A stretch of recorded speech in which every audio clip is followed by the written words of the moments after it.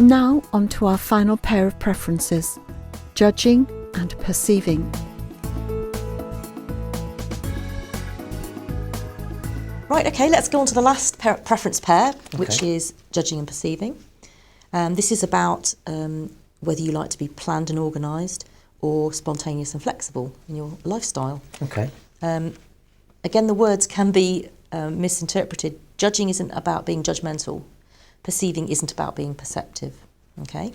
So judging is a focus on closure and focus on goals. People who prefer judging like to get things decided. So it's sorted, I've made my decision, now I can relax.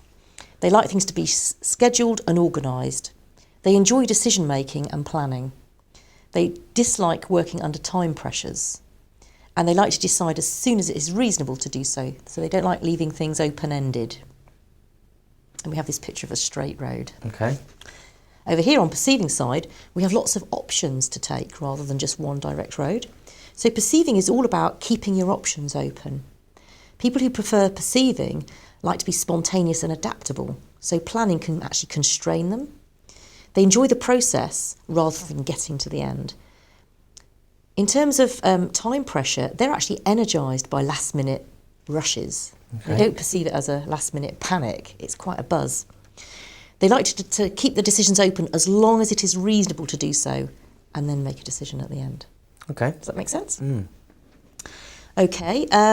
So bringing that to life a little bit, I'd like to take you into the world of the supermarket. Okay. So people who prefer judging will be quite planned and organised. They might have a list that they photocopy every week and tick off from that list what they like. The list might actually be in aisle order, so when they get to the supermarket it's all very structured, the fruit first and then the meat and the yoghurts and the milk. And they walk around the supermarket probably in the same order every time, so they're sure that they've got everything that they need. Now perceiving shopping isn't like that at all. Judges might go shopping on the same day every week. People who prefer perceiving like to go when there's nothing left in the fridge or when it takes their fancy. So, I'll go shopping. It's a spontaneous action. They go shopping. They might make a list, but they might not bring it. It's not a detailed ticking off type of list. It's just a memory aid. They get into the supermarket and they're looking around to see what takes their fancy. So they're looking for new items. They might go down an aisle they've never been before just to see what's down there.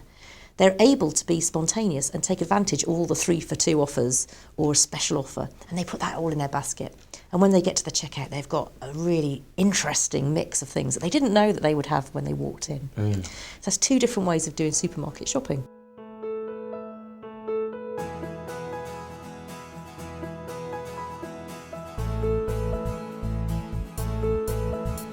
Okay, Paul, let's now see how judging and perceiving affects you at work.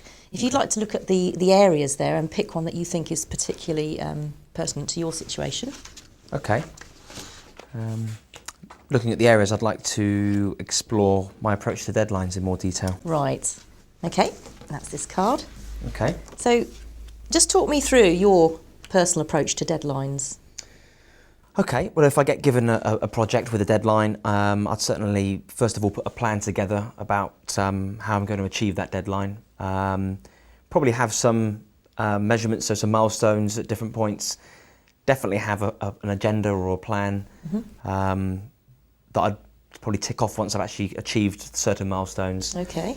And I would aim to finish before the deadline is due, just in case something was to happen, the unexpected.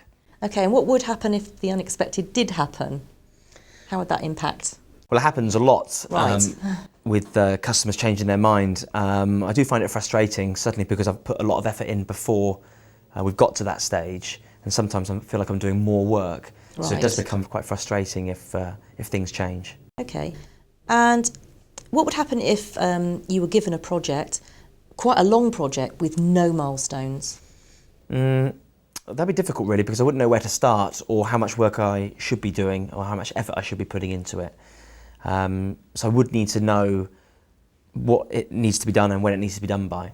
So you feel more comfortable with milestones and... Definitely. Okay. Yeah. Let's see how judging and perceiving impacts on deadlines then. So here we have a picture of judging, and we can see it's got lots of little steps, milestones. So people who prefer judging plan the process, including perhaps contingency plans if something changes in the plan A, they've got a plan B.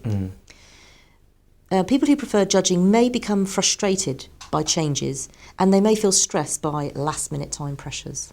Okay. Over here, we have a picture, somebody being much more fluid, working towards the same goal. And I must say, both of these people are achieving excellent high-quality results. It's not about the quality of the result, it's about the path they take to achieve that. So people who prefer perceiving tend to have much more energy at the last minute. They've gathered a lot of information, and then they have a last-minute buzz. Okay. They adapt flexibly to changes along the way. That's why the line is so fluid. If somebody forces on them a lot of small milestones, that actually limits them, and it feels a bit constraining to them. Okay. And they do their best work just before the deadline in that last-minute buzz. So which of those approaches do you think applies to your situation? I think I'll definitely have a judging preference on this one. Okay. So in terms of deadlines, you think you're choosing a judging approach. Yeah. Let's look at another card. Can I just make some notes about that? Yeah, sure.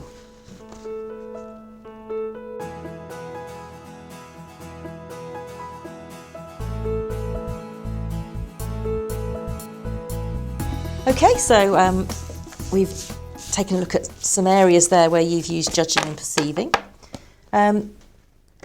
Let's look at how you answered the questionnaire. So if you turn the page, I can tell you that the MBTI reported type is for judging. Okay. And this time it was very clear. No surprise there. So the way in which you answered the questionnaire sorted you into a judging preference for your reported type. Okay. Now, as I say, you alone are the person who decides their best fit type. So take on board what the report says, but also take on board all of the examples that we've been talking about. Do you feel able to decide on a best fit type for judging and perceiving? Yeah, most definitely. I agree with the reported type, and that's a judging preference, and I'm very sure of that. Okay. Fantastic. Okay, so let's apply that to your role, Paul. Where do you think in your role judging serves you really well? In planning for the year or the week or the month or whatever it's required for the team, I know what we're going to do, when we're going to do it, and how we're going to achieve that. And I can feel comfortable that we're actually getting towards that goal, towards that deadline. And that makes me feel comfortable, certainly when reporting things to my manager. Right, okay. And when do you think that perceiving might be a more appropriate way? I suppose, as I mentioned earlier, that we do have some last-minute changes from customer demands. Right. So sometimes we might have put in X amount of hours of work and then have to redo a lot of it. Maybe if we adopted more of a perceiving approach in some instances, we might actually save some time. Right, you might have less rework. Yeah, potentially.